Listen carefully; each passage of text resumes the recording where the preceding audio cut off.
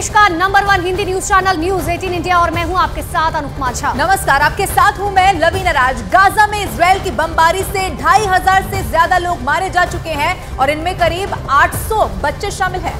देखिए, अब इन सबके बीच में सवाल ये उठता है कि जब इस बमबारी को लेकर ईरान और इजराइल एक दूसरे के खिलाफ युद्ध के लिए तैयार है और अमेरिका भी अपना समुद्री बेड़ा लेकर भूमध्य सागर में पहुंच चुका है, तो फिर व्लादिमीर पुतिन आखिर क्या कर रहे हैं, या फिर चीन ने कौन सा ऐसा कदम उठाया है जो इजराइल को पीछे हटने पर मजबूर कर सकता है?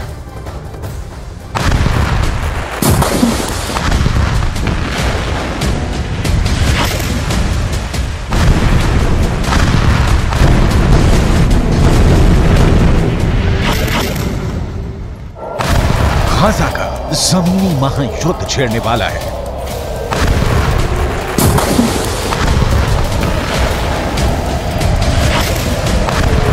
करीब 350 वर्ग किलोमीटर लंबी पट्टी अब खूनी पट्टी बनने वाली है।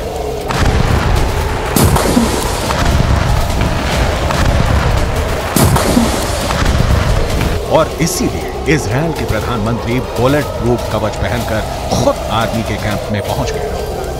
नेतन्याहू इजराइल के सैनिकों से मिले, कमांडर से मिले और उनसे कहा कि युद्ध की तैयारी पूरी कर लो, महासमर का वक्त आ गया है।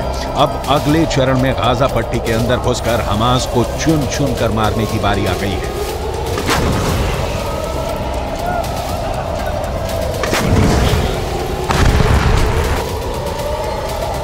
हमास ने ऐसे वक्त में इजराइल से पंगा लिया है जब इजराइल में फिलिस्तीनियों के लिए सबसे ज्यादा खतरनाक शख्स प्रधानमंत्री के रूप में काम कर रहा है।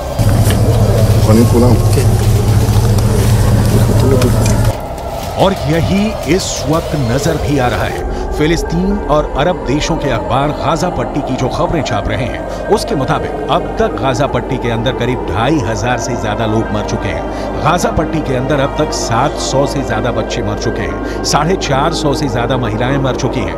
कई अरबी भाषा के अखबार दावा कर रहे हैं कि जितने लोग भी गाजा पट्टी के अंदर मारे जा रहे हैं उनमें से 66% महिलाएं और बच्चे हैं।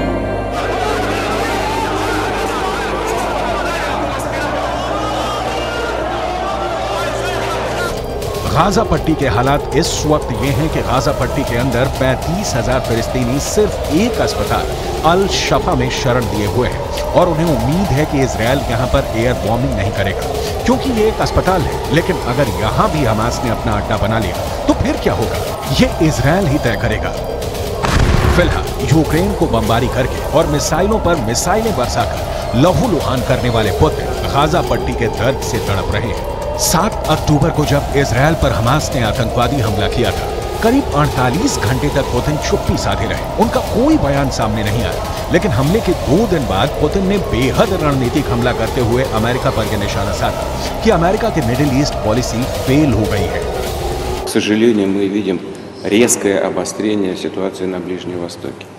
Я думаю, что многие согласятся со мной в том, что это яркий пример провала на политике Соединенных Штатов на Ближнем Востоке, которые пытались монополизировать урегулирование, но, к сожалению, не были озабочены поиском компромиссов, приемлемых для обеих сторон, а наоборот, выдвигая свои собственные представления о том, как это должно быть сделано, оказывали давление на обе стороны, именно на обе, то на одну, то на другую. इजराइल और हमास के इस युद्ध में एक बड़ा सीक्रेट किरदार रूस का भी है।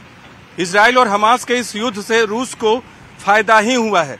एक तरफ सऊदी अरब और इजराइल के बीच समझौता खटाई में पड़ गया है, तो दूसरी तरफ अरब के इस्लामिक देशों में अमेरिका के खिलाफ नफरत भड़क उठी है। लेबनान में हजारों लोग सड़कों पर उतरकर इजराइल के खिलाफ नारे लगा रहे हैं। जॉर्डन में 70,000 लोग अमान में उस वक्त सड़कों पर उतर आए जब अमेरिका के विदेश मंत्री एंटनी ब्लिंकन जॉर्डन में ही मौजूद थे। इसी तरह तुर्की में भी जमकर विरोध प्रदर्शन हुए हैं। इजिप्ट में भी ये आग सुलगी हुई है और इसीलिए अमेरिका के विदेश मंत्री को मेहनत करनी पड़ रही है। मिडिल ईस्ट में भागा दौड़ी करनी पड़ रही है। जॉर्डन, कतर, सऊदी अरब और संयुक्त अरब अमीरात के दौरे पर अमेरिका के विदेश मंत्री एंटनी ब्लिंकन जा चुके हैं और अब एक कदम आगे बढ़ाते हुए बेहद कूटनीतिक तरीके से पुतिन ने इजराइल पर निशाना साधते हुए कहा है कि इजराइल पर हमला हुआ है। हमला जरूर गलत है, लेकिन गाजा पट्टी पर अंधाधुंध बमबारी भी गलत है।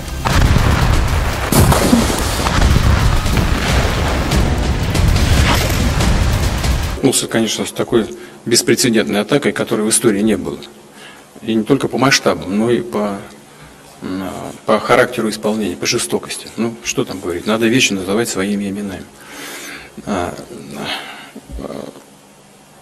Израиль отвечает масштабно и тоже достаточно жестокий. В любом случае, что бы там ни происходило, я знаю и вашу позицию, уважаемый господин премьер-министр, и наша позиция заключается в том, что ущерб гражданскому населению должен быть минимизирован и сведен к нулю. Причем мы призываем к этому все конфликтующие стороны.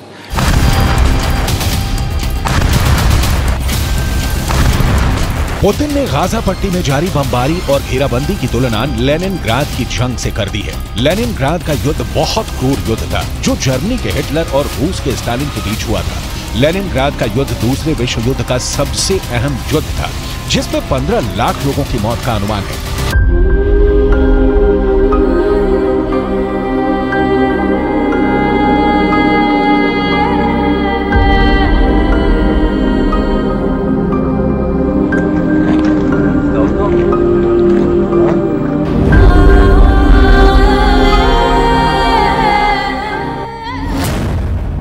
लेनिनग्राद का युद्ध इतना भयानक था कि जब ये युद्ध शुरू हुआ था तब लेनिनग्राद की आबादी 35 लाख थी और युद्ध के बाद यहाँ सिर्फ 7 लाख लोग ही जिंदा बचे। बहुत सारे लोग पलायन भी कर गए थे। फिर भी ये अनुमान है कि इस जंग में दोनों तरफ के सैनिक और नागरिकों को मिलाकर 15 लाख लोगों की मौत हुई थी।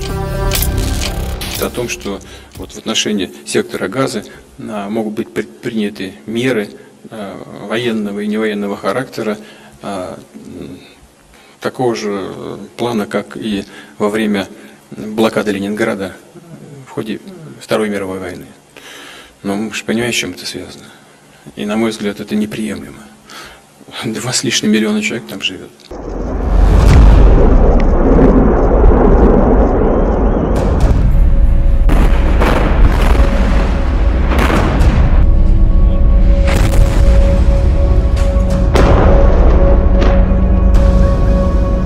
कुल मिलाकर पुतिन का इशारा यह है कि अगर गाजा पट्टी का युद्ध नहीं रुका तो इसमें लाखों मौतें हो सकती हैं।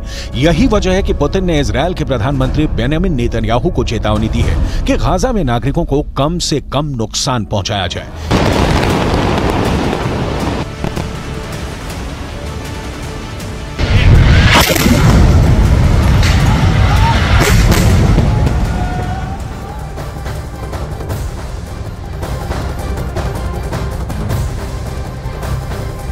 और न्यूज 18 इंडिया की टीम लगातार इजरायल और गाजा बॉर्डर से आप लोगों तक जानकारी पहुंचा रही है। गाजा की तरफ से एक बार फिर इजराइल पर मिसाइल से हमला किया गया, लेकिन इस बार सुरक्षा में तैनात आयरन डोम ने मिसाइल को आसमान में ही इंटरसेप्ट कर मार गिराया। हम लोग बैठ गए हैं ऊपर में। अभी मिसाइल अलर्ट आपने देखा होगा, एक के बाद एक मिसाइल गाजा की तरफ से जेरोत पे छोड़े गए और लगता है एक बार फिर आयरन डोम ने ज़्यादातर मिसाइल को मार गिरा। ऊपर आप धुआं देख सकते हैं पीछे में। इसी तरह से बॉर्डर एरिया में लगातार हम लोग इस वक्त जेरोत के पास हैं। वहाँ की तस्वीरें आपको दिखा रहे हैं, करम आपको ऊपर की तस्वीरें दिखा रहे हैं।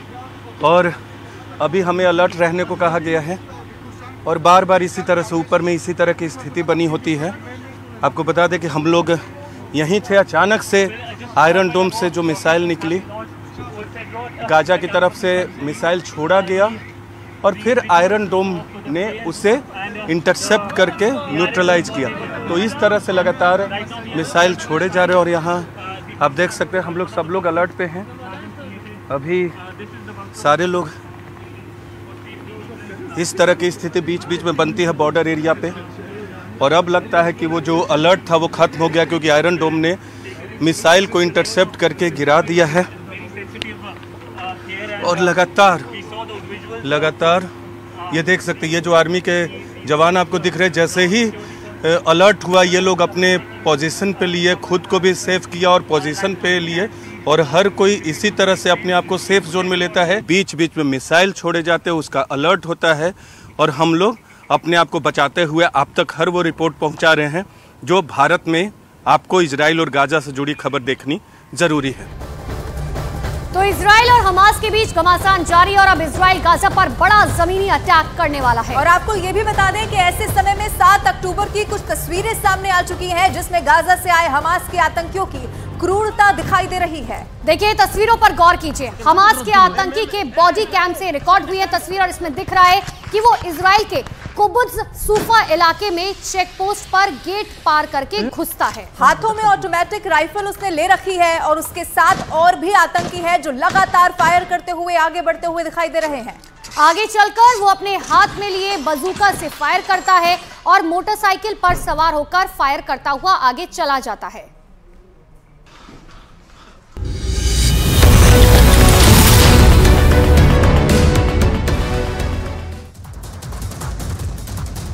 इजराइल और हमास के बीच 10वें दिन युद्ध जारी। गाजा पट्टी में अब तक 2670 लोगों की मौत, 9500 से ज्यादा लोग घायल। इजराइल हमास जंग के बीच 5 घंटे का युद्ध विराम। 5 घंटे तक गाजा पर बमबारी नहीं करेगा इजराइल। मिस्र की सीमा पर किया सीज फायर। संयुक्त राष्ट्र संघ के अध्यक्ष की हमास को सख्त चेतावनी, बंधकों को तुरंत छोड़ने की अपील की।